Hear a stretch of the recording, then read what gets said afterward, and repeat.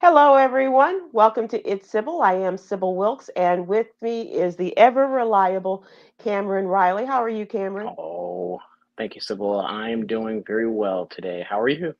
I'm good. I'm good. We are about to travel tonight, so I've felt a little behind, but right now I feel as Yeah, though I've long journey finally ahead. caught up. Yeah, yeah, going to the DC, and All right. so we're just trying to get that straight. And of course, I'm driving. But how are you? Doing well. With Christmas season, holiday season in the community has brought up a lot of questions from the schools. Oh. Are there any winter break jobs available? Mm. A lot of school leaders get really nervous when students are out of school, especially in the Black community, as my mom always said. An idle mind is the devil's workshop. And so we want to keep those minds as least idle as possible. Right. So we're trying to see what opportunities are available for the youth during the winter time. And is that high school and college? Yeah, I mean, definitely. Cameron. Oh, Keep thank you. hope alive. The children are our future. Yes, they are. And the wind And you beneath know your what? wings. You said, Yes. yeah, the idle man, idle mind Mhm. is what? What did you The say devil's is? workshop. Right. So there's a song by Peter Brown. Do you want to get funky? And it took me years to realize that they were saying the idle mind is a This is playground for the for the devil. devil. Do you want Do to you get Oh, want to that's what get they funky? funky? say. Yep. Do you want to get How about funky with that? me? Do Funk. you Do want you to? want to get? Yep. Ah, Yep. yeah. Okay. I can see how that kind of like connects. Okay. Yeah. Yeah. Hmm. Just Uh, random. I used to be the random lyric dude on Tom Joyner show. So that's yeah, we one could of them. always throw those out, and Damon would come back with what the lyric really was and give us a little Yeah. background on it, history and everything. So, Ah, yeah, for okay. sure. Yep. So Yeah. you see how you two work together there. Yeah. Damon, where are you working tonight? Man, I forgot this guy. He been, it's such a low paying show. That's why I forgot. But it's the the Calumet City Police Department. It's their holiday Oh, party. Oh, okay. yeah. So I'm going to entertain some police officer. Which, if my son knew that, might be a problem. Right, But right. Yeah. but goodwill amongst men and women of the Indeed. forces out there, the essential workers, as it were. Plus, I might speed through Calumet City sometimes, so this might Exactly. And you pay might off. need that. You might need a card or Yeah. two, or a fake star or something. And exactly, Yep. the old get out of jail card. That's right. That's right. If you get in problems, any trouble there, Damon, here's my card. Yeah. Okay. Thank you, Commander. Exactly. All right. We are just efforting to do the show tonight. Yolanda and I are headed to Washington, D.C., and we'll be broadcasting from there tomorrow and then back here on Thursday. It's a quick turnaround, but um, Med is running behind as was Damon. So we're just going to get started with the What You Need to Know newsletter. This is our daily Monday through Friday newsletter in which we seek to inform and empower the African American community. Stories in politics, in health and wellness, in social justice, LGBTQIA plus, as well as, and I mentioned mental health, but we also have physical wellness and yoga and eating well, little known Black history fact, the HBCU corner. All of these things we have in our absolutely free newsletter. We'd love to have you subscribe. Please go to sybilwilkes.com. Give us your name and your email address. And 'tis the season, you can also give someone a subscription to It's Sybil. But here's the request that we have of you. When you do get it every morning, please open it and check out the stories. And stories such as today's, young Cameron writes about an endorsement for Donald Trump. Yeah. The Donald Trump misinformation machine uh, conjured up Mark Fisher, who identified himself as the founder of the Black Lives Matter Rhode Island chapter. Now, Damon, I know what you're thinking. There's only two people in Rhode Island. One of them, I guess, is black. So, but Mark And he's Fisher it. took, yeah, and Mark Fisher took to Twitter the other day, saying that Black Lives Matter supports Donald Trump because the Democratic Party is a racist party, and so on and so forth. And Donald Trump took that and ran with it all the way to the New York Times, saying that he was honored to have Black Lives Matter's support. Black Lives Matter, the national organization, responded saying, and said, "Hold up, wait a minute." Yeah, they're like, "Whose man's is this? We don't know, dude." And Black Lives Matter Rhode Island responded as well, saying that Mark Fisher has, this is not our guy. He has never been affiliated with us at all. As a matter of fact, they said that anyone can start an organization and add words to Black Lives Matter and attempt to muddy the waters of our movement. That is not a pun on the prolific blues artist Muddy Waters, by the way. But I just wanted to highlight this because the headlines have been going around saying that Black Lives Matter endorses Donald Trump, that Black Lives Matter Rhode Island endorsed Donald Trump, and all it took was just a little bit of digging to know that this was not Black Lives Matter, and this person claims to be a political activist, but is probably a paid actor, a Bumpy Johnson, if you will. Well, let me just say, our friend Roland Martin took this man on his show and had him for a snack and then spat him out. Yeah.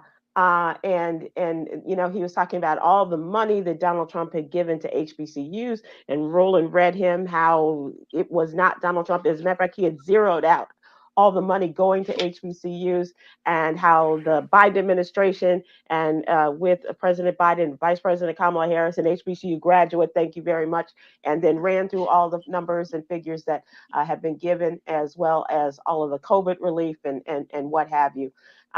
He had a nice little snack with this guy and then spat him out, and he was just like looking like a deer caught in the headlights. So he left him looking like Ron DeSantis. Yes. on any day. Right. So after the debate with Newsom, yeah. Right. Oh my gosh. But that just goes to show that the weird thing that Donald Trump, any adoration, any compliment, he'll take it, because he should be disassociating himself from Black Lives Matter. They were the villain throughout his entire situation. Right. And now, but they said, "We like you." He's like, "Fine, that's cool."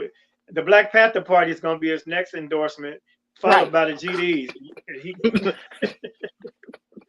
Yeah, we'll see how he accepts those endorsements. Yeah, as if he hasn't learned his lesson. It's a little like when the Black Panther Party wanted to meet with Golda Meir, the Prime Minister of Israel, years and years ago, and she said, I don't know why they want to meet me. They're not nice boys," which started off a whole other thing, which sounds like something Donald Trump would say. These are my boys, and like, no. Right.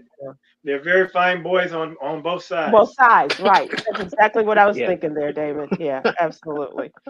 Some of the other stories that we talk about in the What You Need to Know newsletter, this guy, this new House Speaker, says that he has the duty to call for an impeachment inquiry vote into the Biden administration, into specifically the president, regarding his relationship with his son, regarding some improprieties that he says the Biden administration has done and has gotten itself into in the 3 short years they've been in.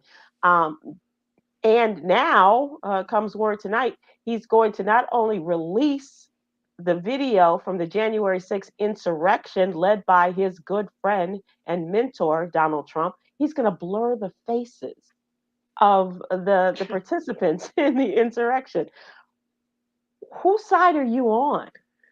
What a waste of taxpayers' dollars. Well, he certainly is a waste of something.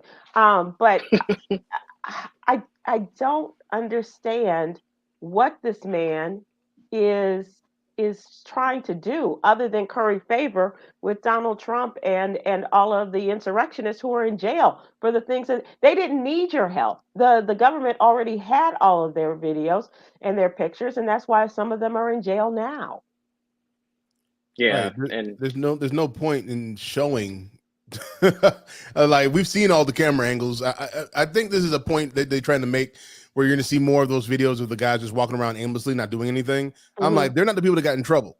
The people that got in trouble were the ones that did the damage, that were acting up, that hurt the police officers, that killed the police officer. Those are the ones that eventually got locked up. We don't care about the ones that were just meandering around and just looking around. No, we wanted the guy with the horns. We got him. Yeah. We wanted the guy with with that really causing problems. What he's doing, other than currying, like you said, currying favor with the insurrectionists, and of course your boy Donald Trump got it, because just in case, because we I can't tell you he's not going to be president. I can't say that without a matter of fact that Donald Trump can't win this thing. We all know he can win this thing, and so he's just doing what he does best to make sure that he's all snuggled up with the big guy, just in case. Yeah, and it is a snuggle fest with a lot of them, which brings to mind, please, when you're with your family and friends over the holidays, make sure that everybody is registered to vote. Let's make this a great Christmas present. To me, that's all I ask, is that you all make sure that everyone is registered and that we get out the vote in the primary contest as well as in the general election. And if you are of a mind, maybe you want to be one of those that works a campaign, or perhaps would like to be in a campaign and run for office yourself. There are a lot of good people out there who we need to be in government. Absolutely. And clearly the threshold has been lowered. If you can sneak in like the bar is very low. And then there's that. Yeah. But just don't tell big lies. Yeah, don't get carried away with using other people's money. Have the different buckets. This is for the campaign. This is my money. This is where I can go and get Botox treatments and things like that. You don't watch the movie, Sybil? Manageable amount of corruption involved. That's already written in. Just stay within the code. That's right. Right. Because we can't do the way they can. At all. That is true. Oh no. No. So you're gonna go watch the George Santos movie when it comes out? I'm not. I'm gonna pass on that. I think that's gonna be a good comedy. I'm gonna watch that. I'm gonna enjoy that. Okay. If it involves giving up any of my streaming time or my hard-earned dollars, no, they're not gonna get that. They're not gonna. Yeah. And I'm not gonna buy a cameo with him either. It's only $200. It's only $200 for him to say "Happy Birthday, Sybil" in the most fabulous way. My goodness. And dressed in his best Brazilian. However you want. Yeah. That might be $250 though if you ask for cosplay. Okay. And welcome to Big Med to the group this afternoon. And among the other stories we're talking about, a lawsuit has been filed against another Georgia jail as a mentally ill inmate dies in custody. Take a look at that. That's what our social justice contributor, Coy Malone, is working on that story. And that just seems to be happening in the fine state of Georgia a lot, Ned. Huh? That seems to be happening in the state of Georgia a lot. People being killed in the prisons by the officials. Oh yeah, that's happening on a regular basis down here. Why? Because you got too many people in there, so they have to do crowd control. Honestly, that's how I feel about it. That's how bad it is down here. There's so many people stacked up in the county in the Cobb County Jail. It's ridiculous. I spent 13 hours in there one day. Oh my God. Waiting for someone or waiting on the inside? I was on the inside, man. It was tough. I've done my time. Okay. You must tell us your story one day. You must. 13 hours, baby. My wife had to bail me out. It was, Ooh. Look, I had to do a little bit of time, but it's okay. I'm here. We here. Okay. Yeah. And also check out a story from our CPA to the stars. That is Katrina Kraft. What's the kiddie tax and how can you avoid it if you're going to be leaving money to your children? Or using your children. or in this case, we may be the first generation, maybe the second, in which money is left from one generation to another, and how to affect a good generational spending of money or gift of money to your children Do not without. draft a will and leave it between your couch cushions and sign it with a smiley face. And that's referencing Cameron's story last week about the Queen of Soul, Aretha Franklin, how there were several wills, and her sons have been fighting up until now which was the real will that they were going to follow, and who gets what. And luckily, she had 4 kids, she had 4 houses, so that helped. No, but she get your had affairs in 3. order. She had 3 because one of them got sold during the whole process. Well, he got sold before business really got it, before they even found the 4th will, I think. Yeah. So, God bless her. But which brings to mind another discussion we should have one day about getting your affairs in order. We talked to a woman yesterday about getting health insurance. The market deadline, open market, is ongoing until next week. And so encouraging people, if you don't have health insurance, or if you want to change your health insurance plans and see what you can afford, they have a lot of great programs, and even some with federal assistance, so that you're not paying an arm and a leg that you will not be able to file a claim on in your health insurance. What's really going on, our question, and this really struck me, especially in terms of comedians, you guys. Comedian DC Youngfly was a guest on the Tamron Hall show, and we know that he lost his partner Jackie O, mother of his children, in post-surgical terms, and so he opened up about how he has continued to navigate his grief from losing his longtime partner. And as I said, she died May 31st at the age of 33 from cosmetic surgery complications. So my question to you and to people, and especially for men, I'm very curious, how do you deal with grief or sadness? It could be a medicinal way that you deal with it. It could be an adult beverage. It could be going to counseling, or talking to your friends, or leaning on friends and family to kind of talk about it. I have a friend who lost her husband about a year ago, and she's really going through it and going through the holidays. Another friend lost her mother this year. And so each one of the holidays has a different significance in their lives, but they are open to talking about it. A lot of men, I find, are not. And so I'm just curious. You guys are all very open and conversant about a number of things.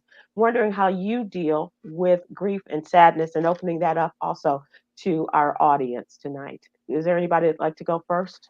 Yeah, I mean, I remember the exact moment I learned that my father passed away, like the exact instant. It was like I couldn't hear anything. I was like disassociated from like reality for all of like 5 minutes. It was quite devastating. And I'm noticing that generationally, you know, like the Townsend Riley people really, if left to their own devices, can really like sit in some stuff, you know, like SHTUFF, you know, some stuff. Right. So I have to like executive override and really like give myself that extra effort to say, you know what, I know I'm going through something. I acknowledge it, but I'm going to take a walk today, or I'm going to get some exercise, or something to keep my mind off of it, something to really keep me going. Because if I don't, I'm just going to sit in it, you know, right. And that's not healthy. You know, not taking care of myself really can affect other people around you in your family. Damon, I know we're going to lose you, and thank you for sharing that, Cameron. That speaks volumes. Damon, I know we're going to lose you. You have a gig to get to. Are any thoughts you'd like to leave us with regarding this? First of all, you're not going to lose me to death right now. To a job. we talking about death and departing, and Damon, I know we're gonna lose you. Yeah, any moment. Any I've been last hanging in words? until I can get my few words in. Then I'm a goner. You know, I too, my most recent loss was my father, and you know, you never prepared for it. But you know, you take solace in the fact that you know, we expressed our love and appreciation for each other. We hung out as often as possible. We had a strong bond, and I miss him all the time. You know, and there are people that still don't know because I didn't make it very public when it first happened, so I didn't want to get inundated. So there are still people that'll come up and say, "Man, how's your dad?" Because you know they know used to seeing him. You know, and that will you know remind you when you're in your best times or having a show or about to laugh and joke. And I'm like, man, I lost him, blah blah blah. So in the quiet moments, you know, I'm not one of those guys who tries to you know mask grief and be strong because we're human and we're emotional. But I don't try to dwell or internalize in the negativity of the loss. I try to cherish the memory. So whenever I feel a sadness or a grief moment, I'll think of something fun that we did, and that kind of offsets it. So he had way more moments to make me smile than to frown now. So you know, and he lived a ripe old age of 85, and you know his health was declining, so it wasn't like he got hit by a train or no stuff like that. So sudden, you know, sudden loss can be much more devastating. And it was my father, so you know, I know moms will be a whole nother story, and I don't anticipate that happening anytime soon, God willing. But that's probably going to take me to a different depth of coping, or maybe I'm just some type of sociopath where I don't go deep into grief. You know, it's like I don't know what that is, but you know. But it's a coping mechanism, and it works for you. It's coping. Yeah, I'm an optimistic person, and I'm an upbeat person, but I have my moments. So that's how I say I deal with it in my moments. And do you deal with it alone, or are you able to share that moment with your wife or your sister or someone close to you? You know, my family always says, you know, you never really, you know, broke down or whatever. So are you okay? How you dealing with that? And I'm like, I was cool till you just brought it up, to be honest. Quite and honestly. that's usually when it comes. You know, when somebody want to dig at you, like, and they don't mean any harm, but they like, you know, do you miss your dad? Of course I miss him, but you know, I wasn't thinking about it right now. We watching the game, you know. So, so sometimes people let people be where they are with that, and don't think that just because you didn't see a person grieving that they didn't grieve, and that it's not a one-stop situation. It's an ongoing process, and some people do it differently. Yeah, that is for sure. All right, now you're gonna lose me. Hold on. Big Ned, what about you? I've been really open about my mom passing away when I was about 21 years ago now, and that still hits me every once in a while. Sure. So it's one of those situations where I remember I was driving somewhere, and I pulled over to get something to drink or something like that, and I just lost it in the car by myself. Just lost it. This was like a couple years later, and I'm just like, what? And then when I stopped, I was like, what was that? I was literally, I didn't know where it came from. It was just like, you know, I just could not stop crying, and it was just one of those crying and heavy breathing, and I just couldn't catch my breath, and then it just stopped, and I caught my breath at the end, and I was just like, I have no clue where that came from, and so that happens randomly. And I tell people all the time, I don't care how old you are, how young you are, if you had a relationship with your parent, like my brother was 9 when our mom died. So for the most of his life, he don't even remember her voice. You know what I'm saying? He doesn't even remember what she sounds like. Right. And I have a voicemail. The last voicemail I have from her, I still have that. And the cool thing about that voicemail is it is the most generic voicemail, as in she's literally saying, you don't have to call me back, just want to call you and let you know that I love you. Oh, yeah, that's great. Wow. So it was one of those things where I saved it, and because you was sick, and I saved it, and I've just kept it in emails. Like a friend of mine sent it to me. Like I had lost it, and a friend of mine was like, "Hey, I found this in my email. Thought you might want this. I didn't know if you had it or not." And I'm like, "Oh, there it is. There it is." Because I lost it in one of my hard drives or whatever. So, like I said, with grief, it's just like Khameron. I remember when my mom died, I came to the house and they were pulling her out of the house in a gurney. I went to work the same day. I turned around. It was like I stayed there, cried, went to work. I couldn't sit in there. I could not. I was like, I serve no purpose being in the house that my mom just died in and just being there. So I went to work and I buried myself in work. I buried myself in school. I buried myself in video games. Like I think I went and I played video games for like 8-9 hours straight. My dad came in. You okay? I was like, yeah, I'm just playing the game. I didn't realize how long I've been sitting there. You know what I'm saying? So grief, like Damon was talking about, he doesn't know. Grief is not being in despair. Right.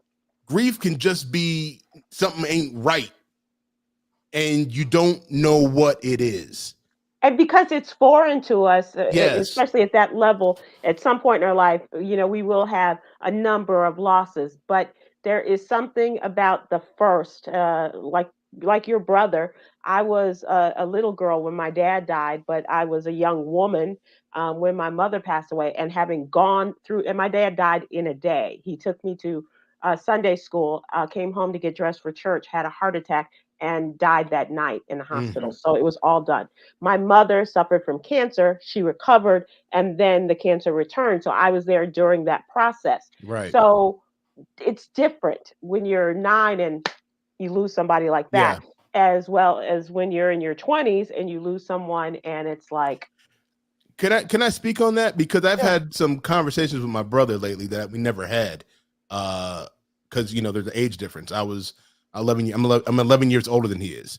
And so the conversation we had recently about that, I didn't realize how much he was going through.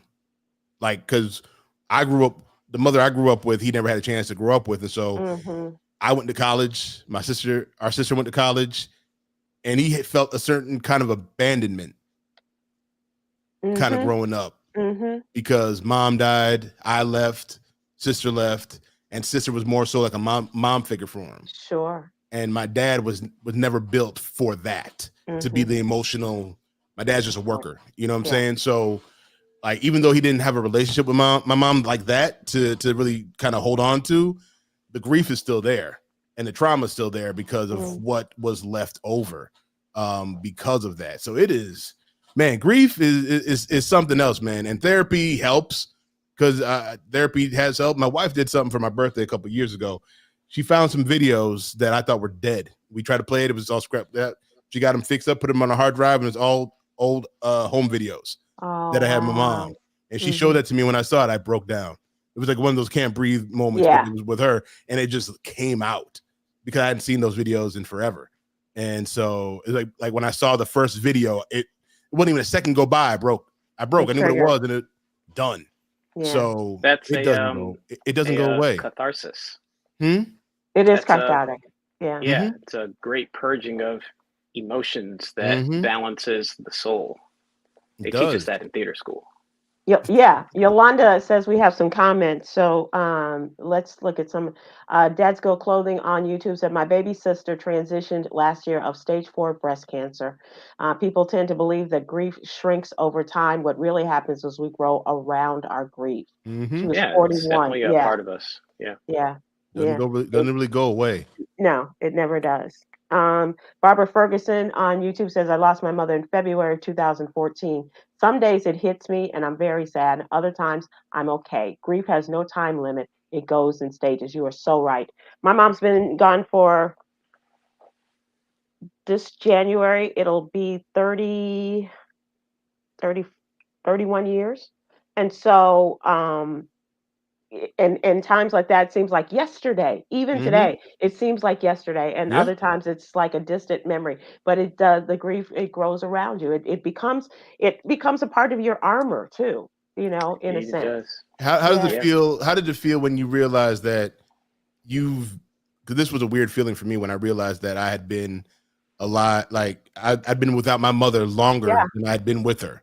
Yeah. You know, for my brother, again, he was 9, but for me, it was 20. So once I turned like 40, once I turned 41 this year, I'd now lived, you know, longer without my mom than I had been. It was a very weird feeling for So me. let me tell you the other weird thing is when you live longer than they lived. Mm-hmm. Yeah, I'm terrified of that. Yeah. It's a weird space that you get to that point, you go, like, wow, I'm older than my dad was when he died, and getting there with my mom. And so it is, or when she got sick, and getting past that period of time. It's a weird feeling. And the holidays, I see this on my Hallmark movies all the time, but it is a weird feeling when, you know, somebody who makes Christmas really special for you and, you know, made it a really happy time, and that kind of sadness does surround you. Yep. It really does. And Med, like you said, with your mom and Thanksgiving Mhm. and things like that, it's those holidays really. So Cameron, I'm asking you, I'm pleading with you, please, and I know that you are very good at Right. this, but take these moments and take them in for all, that you can, you know, just kind of wash over you as you're going through these things. Teresa Robinson says on Facebook, I lost my husband in his sleep right next to me. I was so devastated. I mean, devastated. That happened September 2018, and I just started going out June of this year. Grief has no time limit. Oh, No, ma'am. I'm glad you're getting back out there. I am too. Yeah. It happened to Good my for you, important. friend this Chris. past year. Really? He passed away in his sleep, and it happened in June. And his wife and his kids, 5 kids, all Mm. young, and you know, Angel Jerez. And we went up to Chicago for his funeral, and Right. Oh, it's something that triggered me too.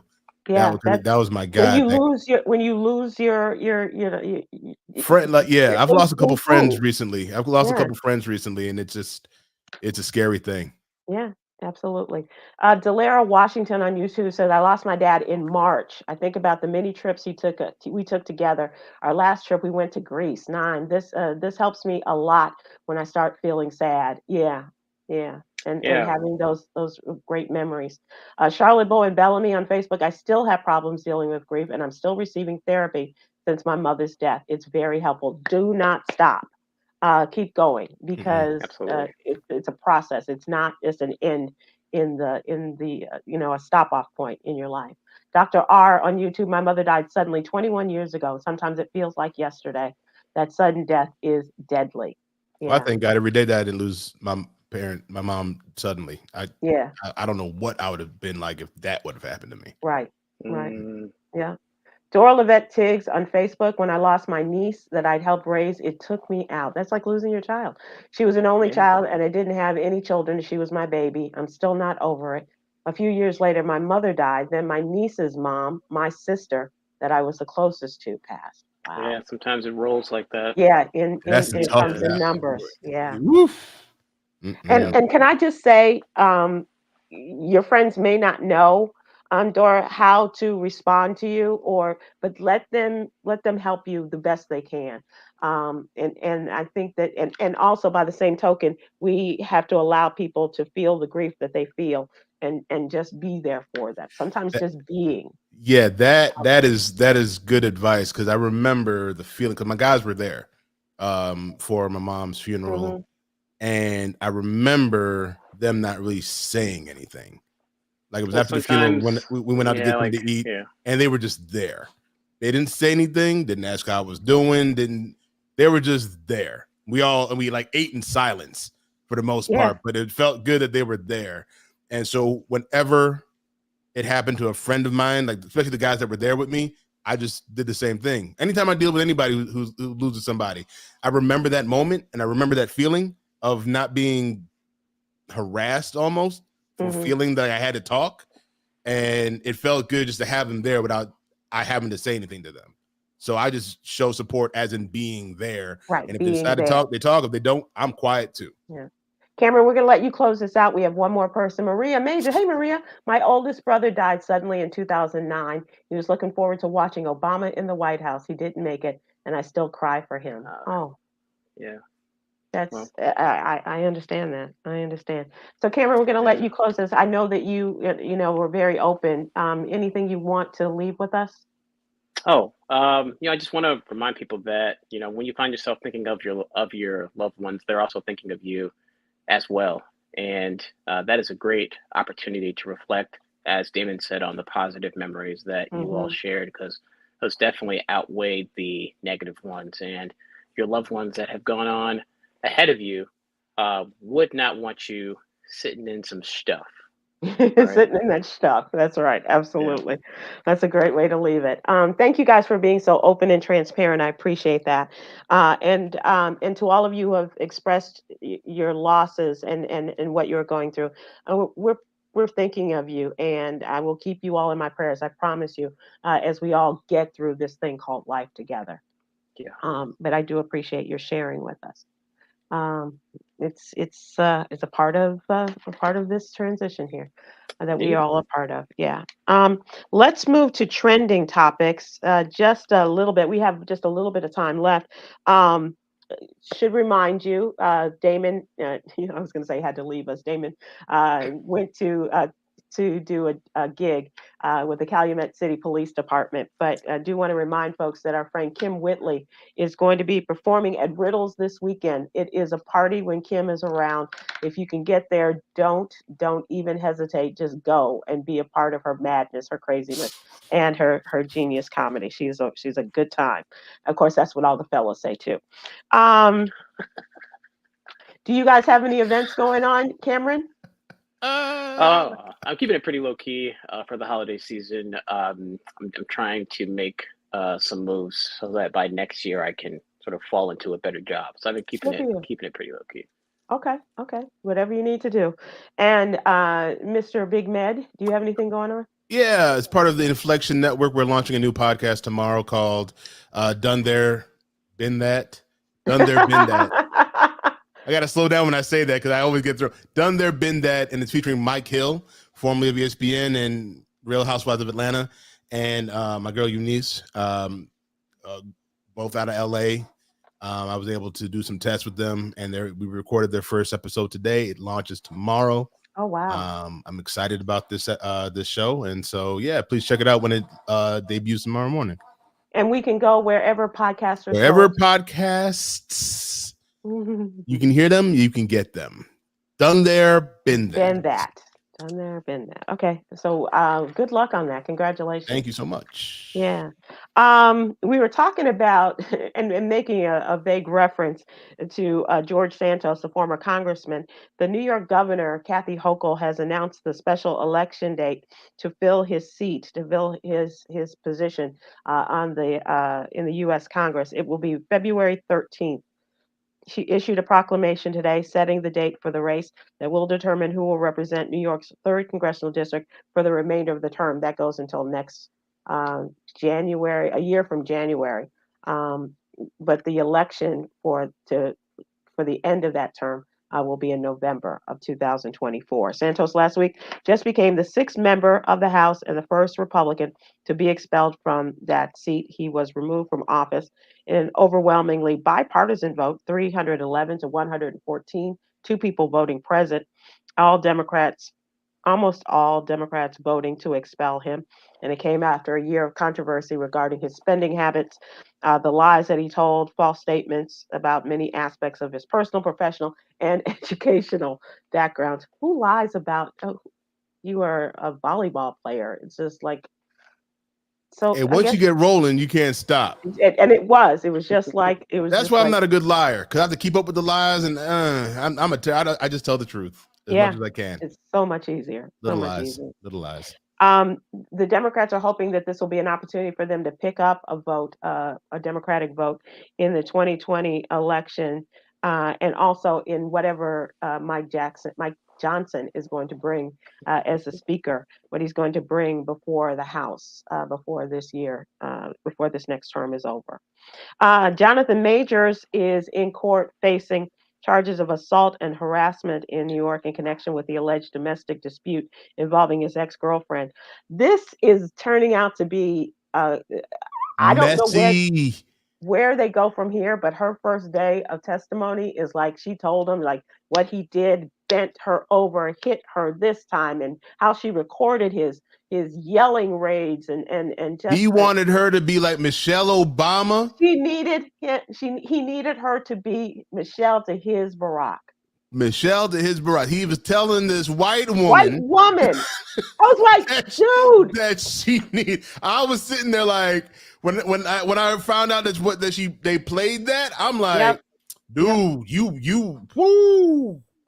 And I mean, he has said not guilty, that she hit me too, and all of that. But when she started playing some of the his rants and raids, it was like, Megan Good, run, Megan, please go, get do out. do not pass go, don't collect This is $200. not, and the thing about it, if you ever, I don't know if anybody else has done this, watched him like in interviews, special. Like, I don't know if you've seen how he communicates and how he speaks. I'm not saying like, as in like, I'm literally meaning like, it feels like it's a little special. You know what I'm saying? I always thought Jonathan Majors was like a strange guy. Yeah, but it's like, like in my opinion, spectrum. You know what I'm saying? Like that's what I get from him when he speaks. He's theater and things like that. It works for him. He's a great, amazing actor. You know what I'm saying? And that's something that he probably like. But he's carved himself into like I'm Jonathan Majors playing Jonathan Majors niche now. He was an amazing actor. Now he's like, take it or leave it. But who is the real Jonathan Majors now is the question. And as Med said, he would yell at her about disrupting the peace in their house, that they were a team. And then he needed the woman that supports me needs to be a great woman and make sacrifices for me. And he allegedly said he was looking for a Michelle Obama to his Barack Obama, which that headline is going to kill him. That headline is going to kill him. With brothers and sisters alike. Exactly. Like, are gonna be like, even if it gets past this, Sybil, how it is when you're a black celebrity with a white spouse or who likes white women. Yeah. And if with that coming out, that people will be like, well, I don't even care to defend them anymore. No, I can't. They're done with them, and it's like, yo, man. At first, it was like, oh, he's misunderstood. Oh, he said that she hit him. Oh, but this stuff that's coming out, and he would just pick up anything and bash her with it. Holes in the walls were created by his ferocity. It's just that is a swole dude. And he is really strong. Yeah, and she is like this. Like, but you have to understand also, again, this man was not that right. He was skinny when he was doing he was in shape, but he was a small, slender build guy. For him to even get to that size, which indicates that maybe something was being used in order to get there. And exactly. So, and that could have heightened the rage as well. Yep. It is crazy. Yeah. I mean, to all the guys out there who don't have, sociopathic disorders, but find themselves enraged in the heat of the moment, the law will never be in your favor. Even if she does hit you first, walk away. Walk away. Walk away. I don't care if you're in the cab, pull the cab over, get out and walk. Get out and walk. If you have Jonathan Majors money, get out of the cab and take a private jet somewhere. If she takes your phone and she wants to see who this was that was leaving you a message, just call the company and say, turn my phone off and let's go. Yep. As you are walking home. Yeah. Nothing good. There's nothing good that can come from it. Absolutely nothing. Absolutely. And there's like an inflection point in domestic disputes where like both parties know, oh, it's there now. Mm-hmm. And that's when somebody has to de-escalate. Right. And as you say, walk away. We're going to close out with some good news. Jamie Foxx is out and about, and he was recently honored and given an award from a cinema, the Critics' Choice Association, receiving the Vanguard Award. And entertainment, this is great news for one of our favorite entertainers, giving an update and says he has a new respect for life. He opened up about the serious health ordeal that he experienced in April. And this was his first public appearance since his hospitalization. He said, I want to thank everybody. I've been through something. I've been through some things.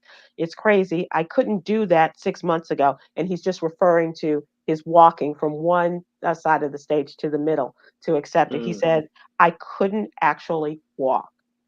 Wow. And so good on him for, taking those steps and taking care of his health. And we wish him nothing but, continued good health and taking care of Jamie has a himself. way of making something like that a serious moment, and he had fun with it. Yeah. If you watch the video, Mhm. it's very touching, but he's joking. He's like, I'm not deep, a clone. Right. Yeah, he was able to crack jokes and still get that message across too. It was great. Exactly what a clone would say.